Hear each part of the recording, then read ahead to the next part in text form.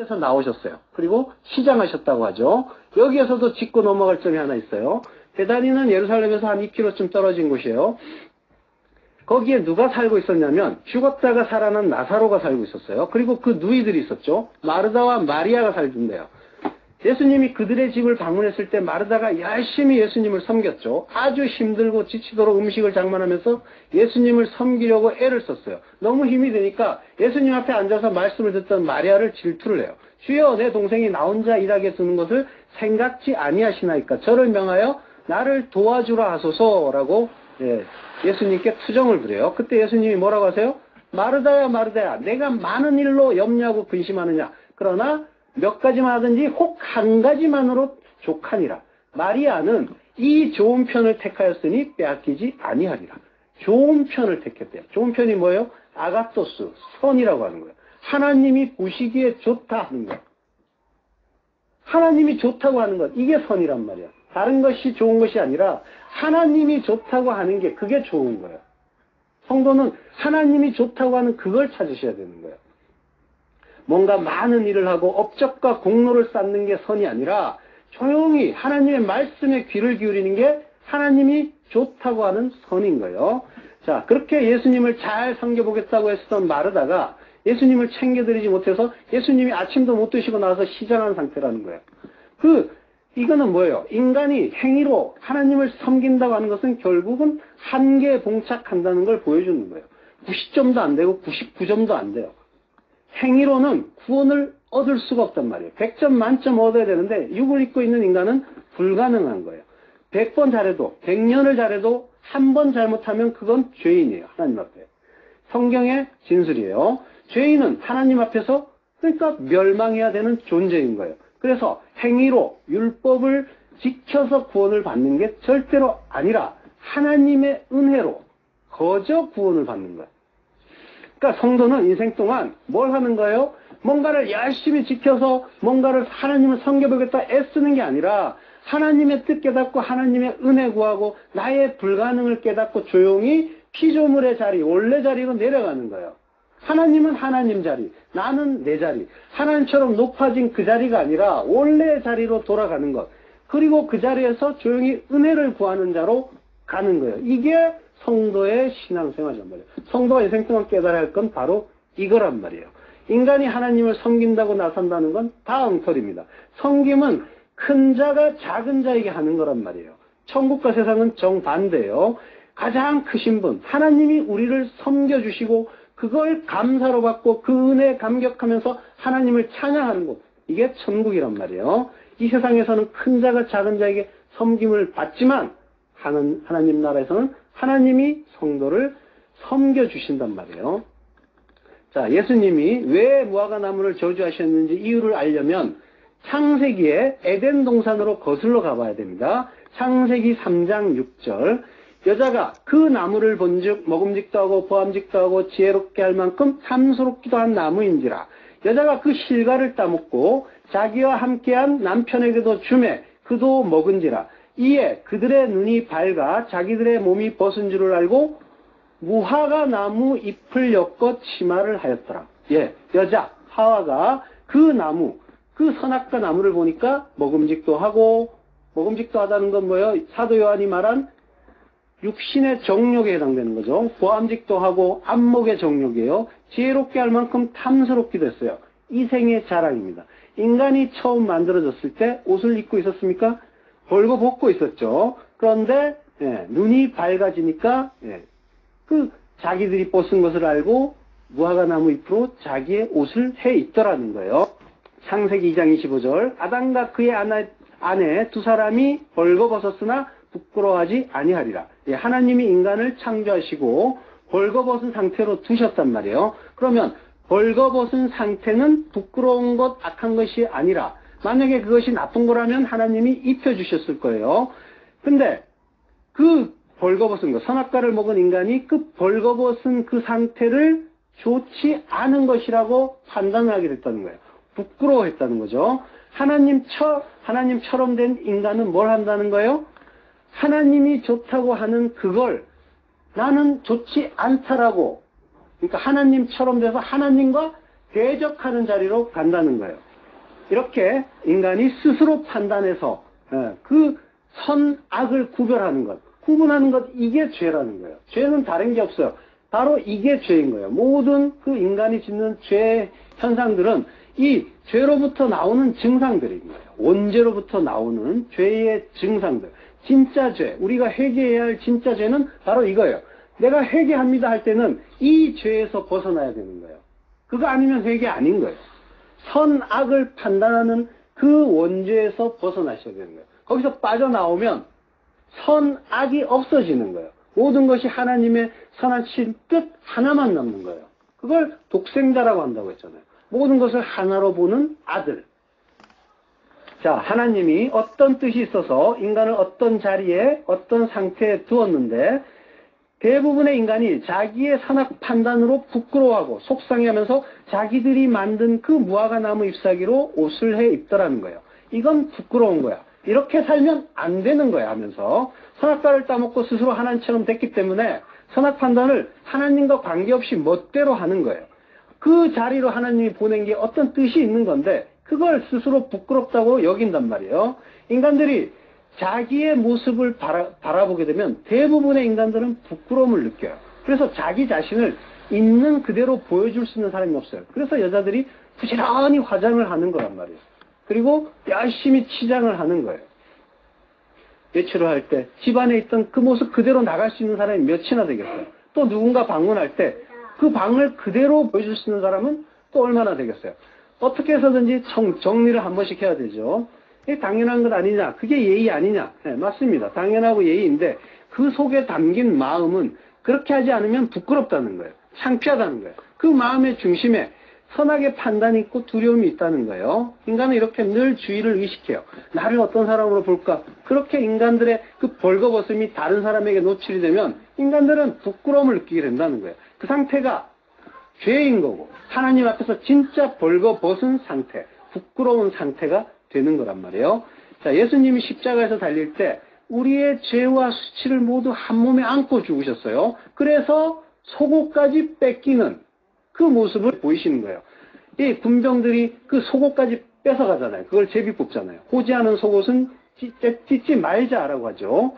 그러면 그 속옷까지 벗겨갔다면 예수님은 상태가 어떻다는 거예요? 우리는 그 상상을 못했죠. 전부 뭔가를 가리고 있는 그런 모습만 봤으니. 벌거벗었어요. 예수님은 벌거벗고 죽으셨단 말이에요.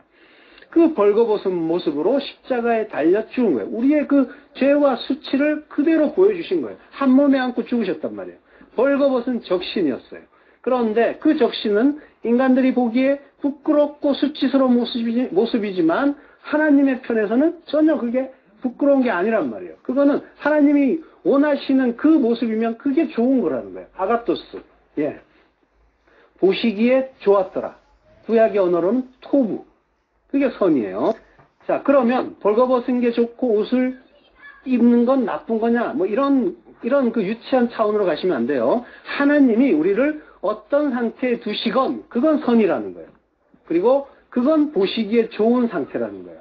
내 마음에 안 들지만, 내가 내 마음에 안 들지만 그건 좋은 거래요. 좋은 거라는 거예요. 그러면 그 하나님의 뜻을 아는 성도는 어때요? 기뻐하겠죠. 감사하겠죠. 그래서 항상 기뻐하고 범사에 감사할 수 있는 거예요. 그거 아니면 절대로 그거 못하는 거예요. 그러니까 성도만 그거 하는 거예요. 안 그러면 미친 사람인 거예요. 자, 그러나 선악과를 먹은 인간들은 자신들의 힘으로 그 부끄러움과 벌거벗음을 가리려고 시도를 해요. 하나님처럼 되어버려서 자기들의 힘으로 부끄러움을 가릴 옷을 스스로 계속 만들어 입는 거예요. 인간들이 해 입는 옷이 그 무화과 나무, 그 나뭇잎, 그 이파리로 만든 옷인 건데 이게 역사 속에서 어떻게 나타났냐면 바로 율법주의, 인본주의라는 거예요. 선악과를 먹은 인간들은 모든 일을 하나님의 선하신 뜻 하나로 보지 못하고 어떤 상황, 어떤 상태에 처해도 그것이 나에게 가장 좋은 거다라는 걸 믿지 못해요. 그래서 내가 만든 무화과 나무 이파리로 가리면서 만족해하고 기뻐하고 있는 거예요. 문화와 문명을 만들고 또 높이고 명예의 옷, 재물의 옷, 인정과 인기의 옷, 평판의 옷, 규범의 옷, 예의의 옷 이런 것들. 인간들은 스스로의 힘으로 그 벌거벗음과 부끄러움을 가리려고 애를 쓰는 거예요. 이렇게 살면 안 되는 거야. 이건 부끄러운 거야. 이렇게 이 정도 수준으로 살아줘야 이게 좋은 거고 이게 하나님도 기뻐하시는 거야. 아니 하나님의 자녀라면 이 정도는 살아줘야 되는 거야. 이게 바로 하나님이 원하시는 거야. 이렇게 멋대로 판단하면서 살고 있단 말이에요. 정글에 아마존 정글에 사는 어떤 사람들이 그 원주민들이 허리에 띠를 두르고 살아요. 근데 그 띠의 숫자가 12이에요. 이게 제대로 채워지지 않으면 또 그 사람들끼리 또 부끄러운 거라고 또 지적질을 해요. 그러니까 우리가 만약에 TV로 그 사람들의 생활을 엿본다고 해보세요. TV 속에 원주민들이 뻘거벗고 있는데 띠만 두르고 있어요. 그리고 누군가가 너는 왜 11개밖에 안 돼? 너는 왜 9개밖에 안 돼? 이러면서 지적질을 하면서 야단을 친다고 해보세요. 그거 보면서 비웃지 않겠어요?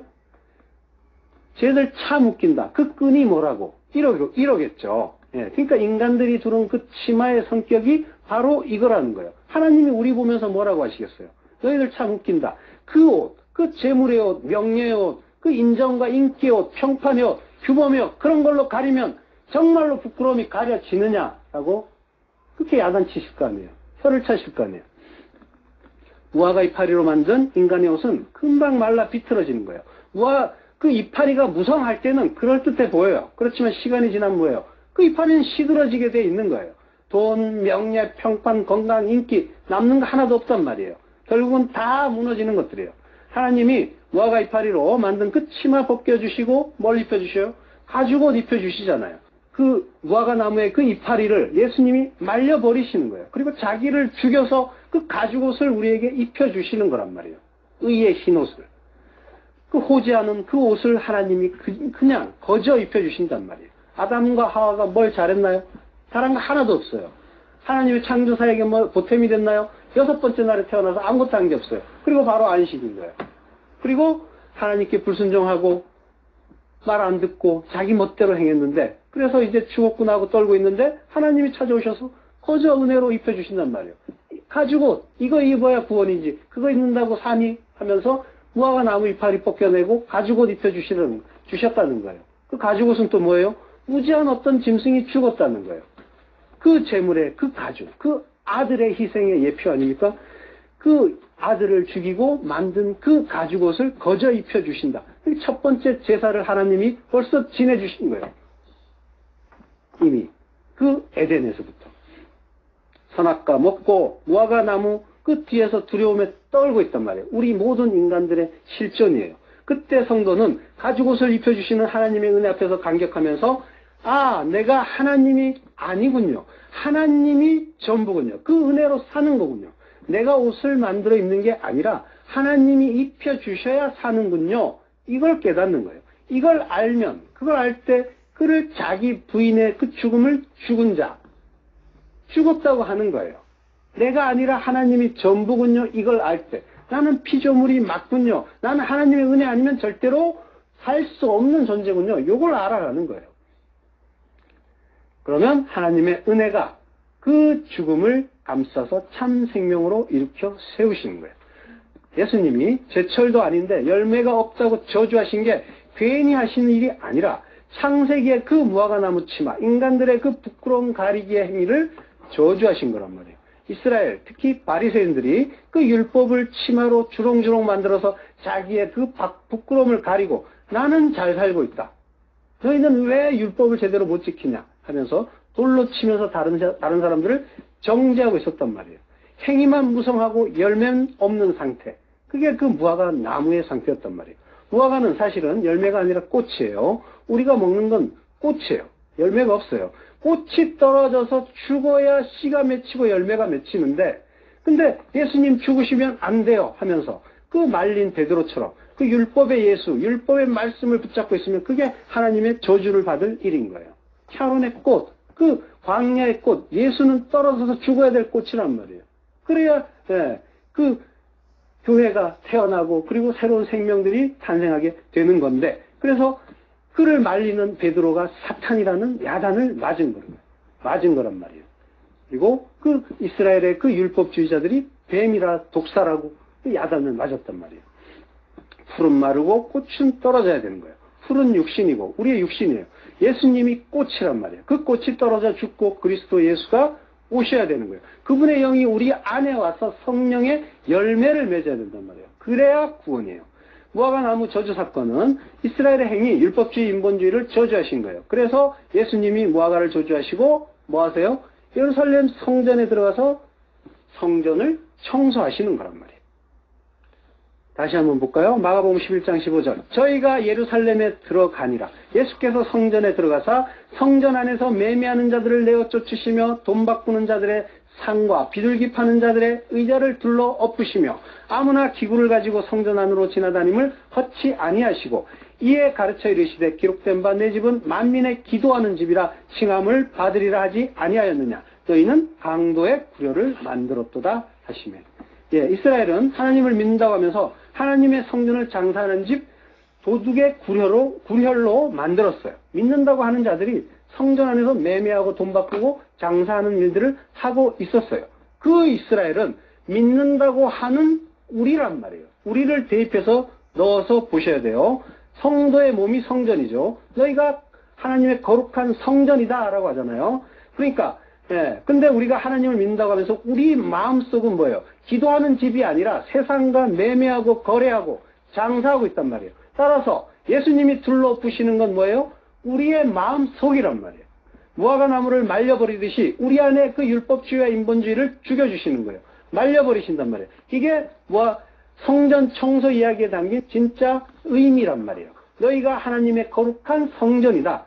성전을 더럽히면 멸망시켜버린다. 그 바울의 진술이잖아요. 그 성전에 그리스도께서 내주하시면서 하나님 나라를 만들어 주시는 거란 말이에요. 요한계시록 3장 17절.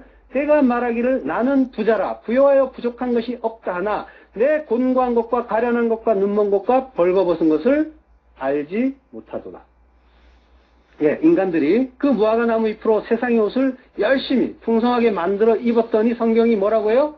너희는 벌거벗었다. 그걸 너희가 알지 못하는구나. 이렇게 말씀하신단 말이에요. 라오디게아 교회에 하신 말씀이에요. 그 교회는 모든 것이 풍요했어요. 교인들이 선행도 잘하고 구제도 잘하고 열심히 뭐 하나 부족한 것 없이 잘했어요. 그들은 또 그러면서 우리는 잘하고 있다라고 스스로에게 칭찬을 했어요.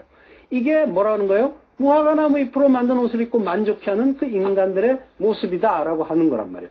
벌거벗었다는 거예요. 하나님이 그들에게 벌거벗었다고 너희들이 뭔가를 열심히 만들어 입었는데 그건 아무것도 아니라는 거예요. 주님이 무화과나무 잎사귀 옷을 입고 벌거벗은 자들에게 뭐라고 하세요? 요한계시록 3장 18절. 내가 너를 권하노니 내게서 불로 연단한 금을 사서 부요하게 하고 흰옷을 입어 벌거벗은 수치를 보이지 않게 하고 안약을 사서 눈에 발라 보게 하라 라고요. 자, 의의 흰옷을 갈아입어야 한다는 거예요. 그 흰옷은 어린 양의 피에 씻어서 희게 된다고 하죠. 이게 불로 연단한 금으로 사는 흰 옷이에요. 하나님은 그 벌거벗은 자,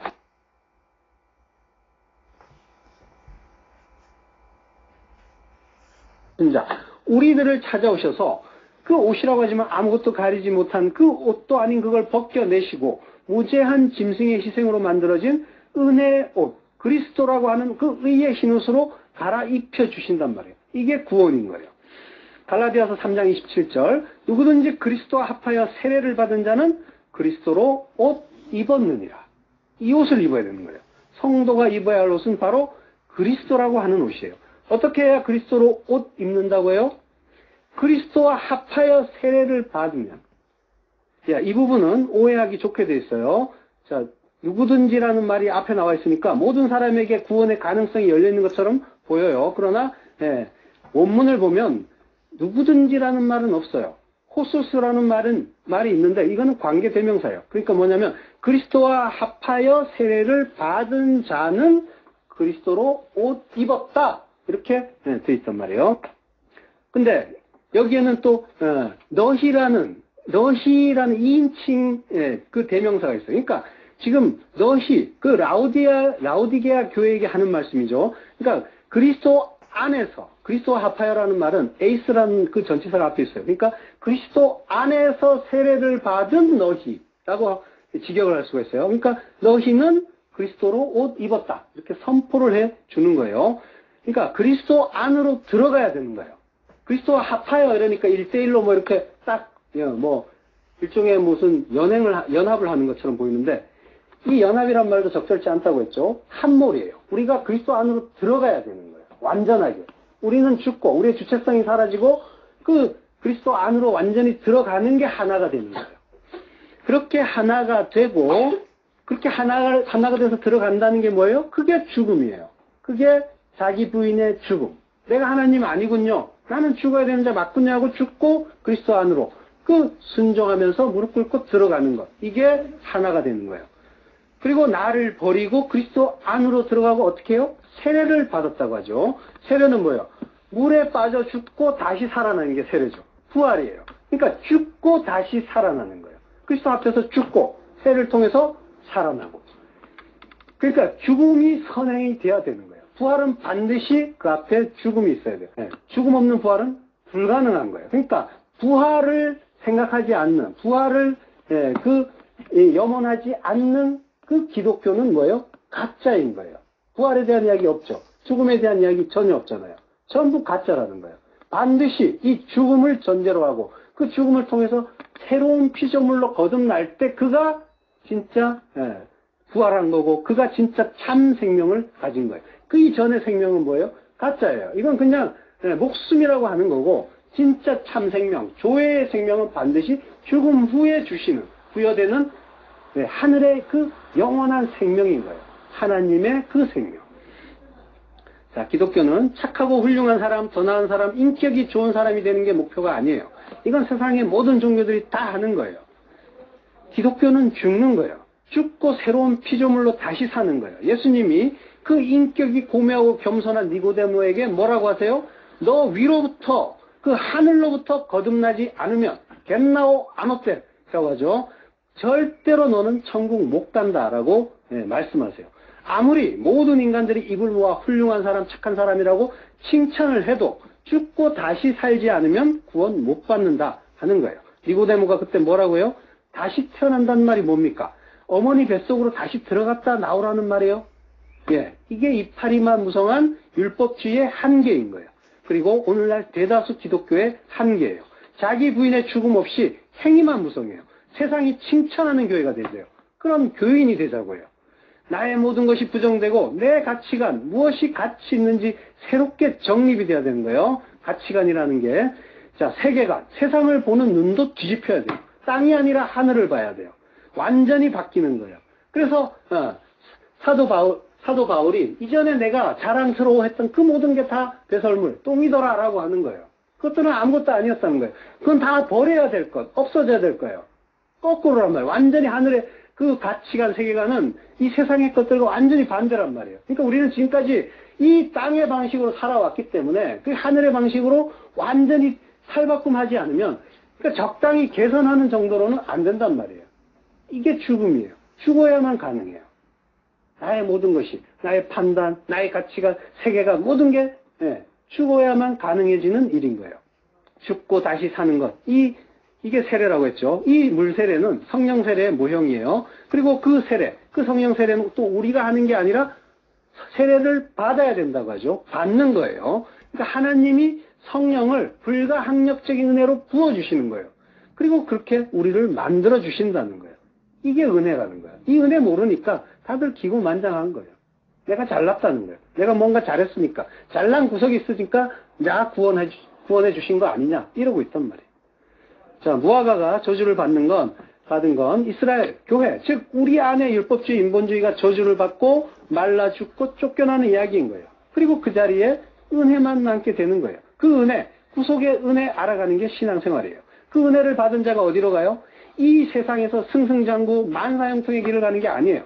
광야로 나가서 고난의 40년, 징계 인생을 사는 거예요. 아브라함이 은혜를 받으니까 어떻게 돼요? 본토 친척 아비 집을 떠나서 머나먼 객지를 떠돌게 되고 결국에는 겨우 무덤 하나 얻고 죽는 거예요.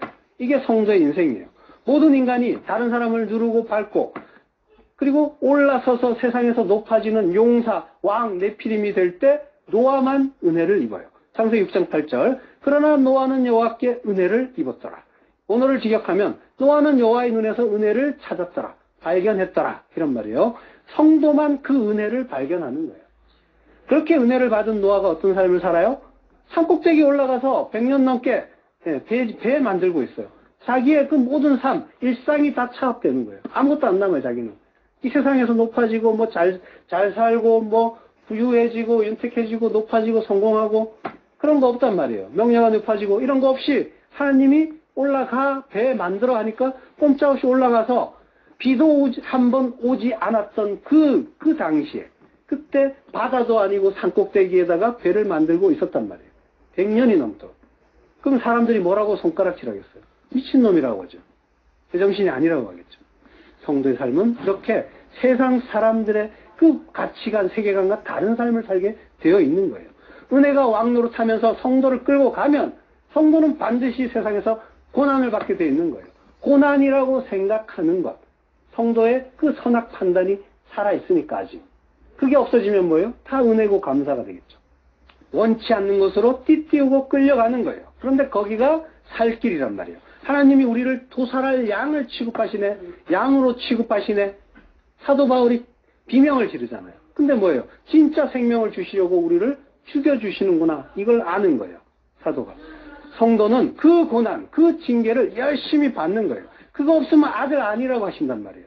그러나 담대하라. 내가 세상을 이기었노라. 뭐로 이겨요? 믿음으로. 세상을 이김은 이것이니 우리의 믿음이니라. 예수님이 세상을 이기고 우리에게 전가해 주신 그 믿음으로 이기는 거예요. 어떻게 이겨요? 세상에서 죽는 것으로 이겨요. 올라서서 이기는 게 아니란 말이에요.